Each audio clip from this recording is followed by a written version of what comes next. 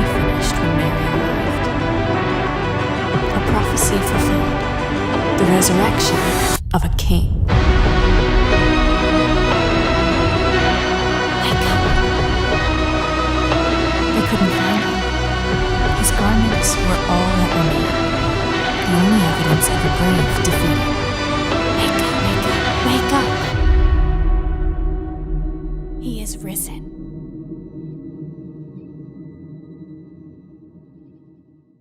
இறையேசுவில் பிரியமான நம்பிக்கையாளர்களே, லூர்து தொலைக்காட்சியினுடைய அன்பு நேயர்களே, இணையதளத்தில் இணைந்திருக்கின்ற ஒவ்வொரு நண்பர்களே, உங்கள் அனைவருக்கும் கிறிஸ்து உயிர்ப்பு விழா நல்வாழ்த்துக்களை அன்போடு தெரிவித்துக் கொள்கிறேன்.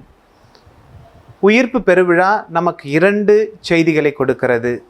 ஒன்று, இவையும் கடந்து செல்லும். Even this too will pass அவே.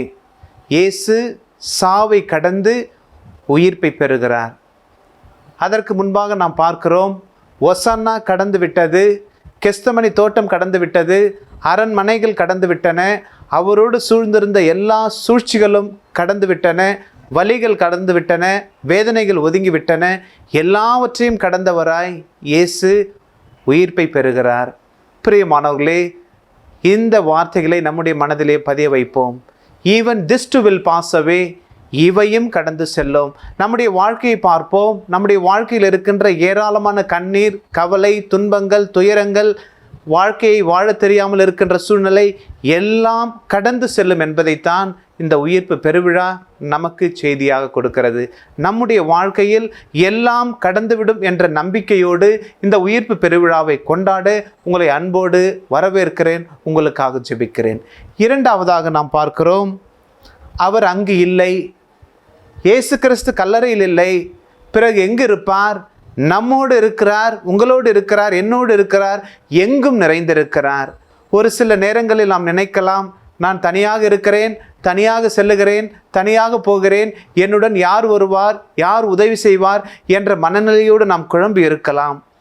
இந்த உயிர்ப்பு பெருவிழா, உயிர்ப்பு செய்தி நமக்கு கொடுப்பது ஒன்றே ஒன்றுதான். இயேசு நம்மோடு இருக்கிறார். அவர் அங்கு இல்லை, கல்லறையில் இல்லை. கல்லறை காலியாக இருக்கிறது. பிறகு எங்கு சென்றார்? நம்மோடு இருக்கிறார், நம்முடன் இருக்கிறார், நம்மோடு பயணிக்கிறார், நம்மை பாதுகாக்கிறார். இதை மனதில் பதித்தவர்களாய் நாம் வாழுகின்ற பொழுது, இயேசு என்னாலும் என் உடன் வருகிறார், என் உடன் பயணிக்கிறார், என்னோடு அவர் வருகிறார் என்று நினைக்கின்ற பொழுதே ஆனந்தம், அருள், அபிஷேகம் நமக்கு நிறைவாக கிடைக்கிறது. ஆக இறையேசுவில் பிரியமானவர்களே, இந்த உயிர்ப்பு பெருவிழாவிலே எல்லாம் கடந்து செல்லும் என்ற மனநிலையோடு இயேசு என்னோடு இருக்கிறார் என்ற உணர்வோடு நாம் வாழுகின்ற பொழுது வருகின்ற நாட்கள், வாழுகின்ற நாட்கள் நமக்கு நிம்மதியையும் அமைதியையும் நிறைவாக கொடுக்கும் என்பதில் மாற்று கருத்தில்லை.